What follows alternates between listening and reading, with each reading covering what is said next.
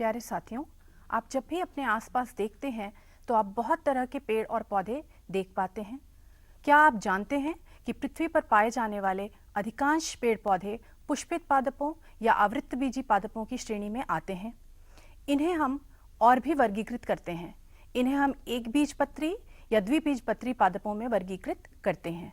आइए जानें इस वर्गीकरण का आधार क्या है और किस प्रकार इनकी बाह्य आकृति के आधार पर हम ये सुनिश्चित कर सकते हैं कि दिया गया पौधा एक बीजपत्रीय है या द्विबीजपत्री है। इसके लिए जिस सामग्री की हमें आवश्यकता है वो मैं एक एक करके आपको बताती हूँ।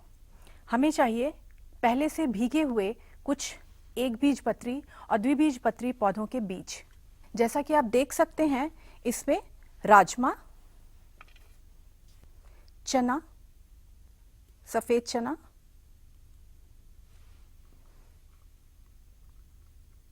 मटर, ये द्विबीजपत्री पौधों के बीज हैं। इसके अतिरिक्त हमने गेहूं और मक्का भी लिया है जो एक बीजपत्री पौधों का बीज है। बीजपत्रों की संख्या इनमें वर्गीकरण का मुख्य आधार होती है। बीज का आवरण हटाकर जब हम बीज को दो भागों में विभक्त करेंगे तो द्विबीजपत्री पौधों में हम इस प्रकार, जैसा कि आप देख सकते हैं कि द्विबीजपत्री पौधे के बीज में बीजपत्रों की संख्या 2 है।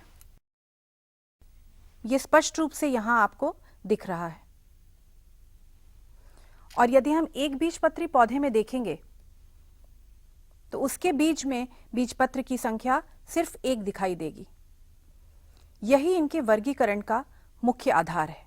बीजपत्र की संख्या देखने के लिए हम द्विबीजपत्री चने का एक बीज लेकर उसे 2 भागों में विभक्त करते हैं और जब हम उसे खोलेंगे तो हम बहुत स्पष्ट रूप से देख पाएंगे कि इसमें बीजपत्र की संख्या 2 है। इसी प्रकार मक्का, जो कि एक बीजपत्री पौधा है, उसका बीज लेकर हम काटेंगे और काटने के पश्चात हम ये देखने का प्रयास करेंगे कि उसके अंदर कितने बीजपत्र हैं। यहां भी आप स्पष्ट रूप से एक बीजपत्र देख सकते हैं। लेकिन क्या बीजपत्रों की संख्या ही इनमें अंतर करने का एक आधार है? नहीं, हम अन्य अंगों के आकारिकीय भिन्नताओं को देख करके भी बता सकते हैं कि दिया गया पौधा एक बीजपत्री है या द्विबीजपत्री है। इसके लिए हम इन पौधों का तुलनात्मक अध्ययन प्रत्येक अंग के साथ करेंगे। सबसे पहले मैं ये एक बीजपत्री पौधे ले रही हूं जिनके जड़ तंत्र का हम अध्ययन करेंगे। जैसा कि आप देख सकते हैं कि इनमें कोई भी जड़ प्रधान जड़ नहीं है। एक सी मोटाई और लंबाई वाली बहुत सारी जड़ें एक ही स्थान से एक साथ निकलती हैं। इसी तरह आप दूसरे एक बीजपत्री पौधे में भी इसकी जड़ देख सकते हैं। इसमें भी आप कोई प्रधान जड़ नहीं देख पाएंगे। एक सी लंबाई और मोटाई की बहुत सारी जड़ें एक ही स्थान से निकलती हुई आपको दिखाई देंगी। लेकिन इसके विपरीत यदि हम द्विबीजपत्री पौधे में जड़तंत्र को देखेंगे तो हम देखेंगे कि इसमें प्रधान जड़ होती है। ये मोटी जड़ें प्रधान जड़ें हैं और इनसे छोटी छोटी पार्श्विक मूलिकाएं निकलती हुई हैं। जड़तंत्र में ये एक मुख्य अंतर है जिसके आधार पर बताया जा सकता है कि पौधा एक बीजपत्री है या द्विबीजपत्री है। इसके अतिरिक्त हम तने के अध्ययन से भी ये बता सकते हैं कि पौधे की प्रकृति क्या है, उसको किस तरह वर्गीकृत करें। एक बीजपत्री पौधे में तना शाखाओं में विभाजित नहीं होता है। जैसा कि आप देख सकते हैं कि इस तने में कोई भी शाखा नहीं है। लेकिन द्विबीजपत्री पौधे में तना शाखाओं में विभाजित होता है। इसे और स्पष्ट रूप से देखें, ये तना और ये शाखाओं में विभाजित है। और सामान्यतया द्विबीजपत्री पौधों में तने की इस चौड़ाई में प्रतिवर्ष वृद्धि होती रहती है। इसके बाद हम एक और अंतर पे आते हैं जो है पत्तियों का अंतर। आप देख सकते हैं कि एक बीजपत्री पौधे की पत्तियां, इनमें समांतर शिराविन्यास होता है। ये शिराविन्यास समांतर शिराविन्यास है। और वहीं यदि हम द्विबीजपत्री पौधे से इसकी तुलना करें तो ये समांतर न होकर जालीदार या शाखित शिराविन्यास कहलाता है।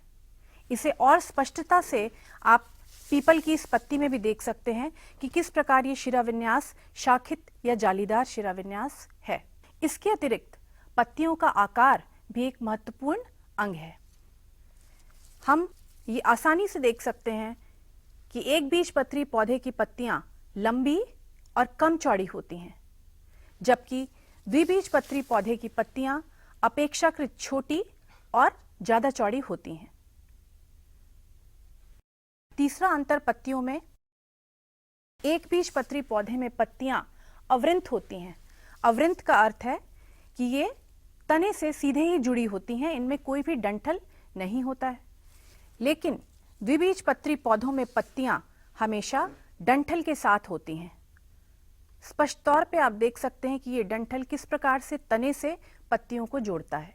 तो ये 3 बिंदु हैं जिनके आधार पर पत्तियों में हम भेद कर सकते हैं और ये पता कर सकते हैं कि पौधा एक बीजपत्री है या द्विबीजपत्री है। हम देख सकते हैं कि द्विबीजपत्री पौधे में पत्तियां डंठल की सहायता से तने से जुड़ी हुई हैं। इन सभी पत्तियों को देखकर यह चीज बहुत आसानी से स्पष्ट हो सकती है। लेकिन यदि हम एक बीजपत्री पौधे में देखें तो हम पाएंगे कि पत्तियों में डंठल नहीं है, पत्तियां तने से जुड़ी हुई हैं और ये अवृंत कहलाती हैं। अब हम पुष्प और पुष्पीय भागों की संरचना देखेंगे और ये देखेंगे कि इसके आधार पर इन दोनों वर्गों में हम किस प्रकार विभेद कर सकते हैं। आइए सबसे पहले हम एक बीजपत्री पौधे को लेते हैं। यहाँ मैं आपको बताना चाहूंगी कि ज्यादातर एक बीजपत्री पौधों में पुष्प सहज गोचर नहीं होते हैं, आसानी से दिखते नहीं हैं और उनके रंग आकर्षक भी नहीं होते। लेकिन लिलिएसी फैमिली के सदस्य इसके अपवाद हैं और इसलिए आज हम लिलिएसी फैमिली का एक फूल आपको दिखा रहे हैं और उसके सहायता से ये अंतर स्पष्ट करेंगे। जैसा कि आप देख सकते हैं कि इसमें जो बाह्यदल है वो आसानी से दिख नहीं रहा है। बाह्यदल और दलपुंज ये अभेद्य हैं, इन दोनों का अंतर बताना बहुत कठिन है। लेकिन दलपुंजों की संख्या 3 के गुणक में होती है। यहाँ आप गिन के भी देख सकते हैं, 1 2 3 4 5 6। बाह्यदल और दलपुंज अभेद्य हैं और दलपुंजों की संख्या 3 के गुणक में है। इसी प्रकार यदि हम द्विबीजपत्री पौधे को देखें तो हम देखेंगे कि पुष्पों के रंग बहुत आकर्षक होते हैं। बाह्यदल और दलपुंज में आसानी से विभेद किया जा सकता है और दलपुंजों की संख्या 5 के गुणक में होती है। 1 2 3 4 5, 5 या 4 के गुणक में। तो इस प्रकार पुष्पीय आकृति के आधार पर भी हम इन दोनों वर्गों में आसानी से भेद कर सकते हैं। इसके अतिरिक्त आजकल सभी कक्षाएं समेकित कक्षाएं होती हैं। यदि हमारी कक्षा में कोई दृष्टिबाधित या श्रवण बाधित बच्चा है तो उसकी विशिष्ट आवश्यकताओं का ख्याल हम किस तरह रखेंगे और ये पाठ्य सामग्री किस प्रकार अनुकूलित करेंगे, उसके बारे में भी मैं आपको कुछ बताना चाहूँगी। हमने दृष्टिबाधित बच्चों के लिए एक सावधानी बरतनी है कि जब भी हम इस तरह की कोई भी अध्ययन सामग्री लेंगे तो वो सामग्री हम बड़े आकार की चुनेंगे ताकि स्पर्श के माध्यम से वो बच्चा उसमें आसानी से विभेद कर सके और विभिन्न अंगों के अंतर को समझ सके। जैसे आप देख सकते होंगे कि ये पत्ती और इसका शिरा विन्यास बहुत स्पष्ट है। यदि हम आंख बंद करके भी इसे समझने की कोशिश करें तो हम समझ सकते हैं कि किस प्रकार ये शिरा विन्यास जा रहा है। दृष्टिबाधित बच्चों को यही संप्रत्यय हम स्पर्शीय चित्रों के माध्यम से बहुत आसानी से दे सकते हैं। जैसा कि आप देख सकते हैं कि हम विभिन्न प्रकार की जड़ तंत्र दिखा रहे हैं। यहाँ आप मूसला जड़ और झकड़ा जड़ देख सकते हैं। इन जड़ों की बाउंड्रीज को हमने स्पर्शीय बनाया है और एक दृष्टिबाधित बच्चा इन्हें छूकर आसानी से समझ सकता है कि ये किस प्रकार का जड़ तंत्र है। क्या इसमें एक प्रधान जड़ दिखाई देती है और उससे निकलती हुई पार्श्विक मूलिकाएं दिखाई देती हैं, या ये सारी जड़ें तंतुमय हैं और समान मोटाई और लंबाई की जड़ें हैं। इसी प्रकार हम पत्तियों को देखेंगे। पत्तियों के शिराविन्यास के लिए भी इस तरह के स्पर्शीय चित्र बनाए जा सकते हैं जो बहुत आसानी से 3D आउटलाइनर की सहायता से बनाए जा सकते हैं। और आप देखेंगे कि इनमें से प्रत्येक चित्र ब्रेल लिपि में लिखा गया है। इसकी लेबलिंग हमने ब्रेल लिपि में की है ताकि बच्चा इसे स्वयं से भी पढ़कर समझ सके। ये तीसरा चित्र है जो पौधे के भागों को दिखाता और समझाता है। आप इस चित्र में देख सकते हैं कि जड़तंत्र, तना, पत्तियां, फल, फूल सभी भाग स्पर्शीय तरीके से बनाए गए हैं और विभिन्न सामग्री के माध्यम से इनकी बाउंड्रीज को हमने स्पर्शीय बनाया है ताकि एक दृष्टिबाधित बच्चा भी इन्हें छूकर आसानी से समझ सके। आशा करती हूं कि इस प्रदर्शन विधि के बाद आप एक बीजपत्री और द्विबीजपत्री पौधों में आकारिकी भिन्नताओं के आधार पर अंतर आसानी से बता सकेंगे।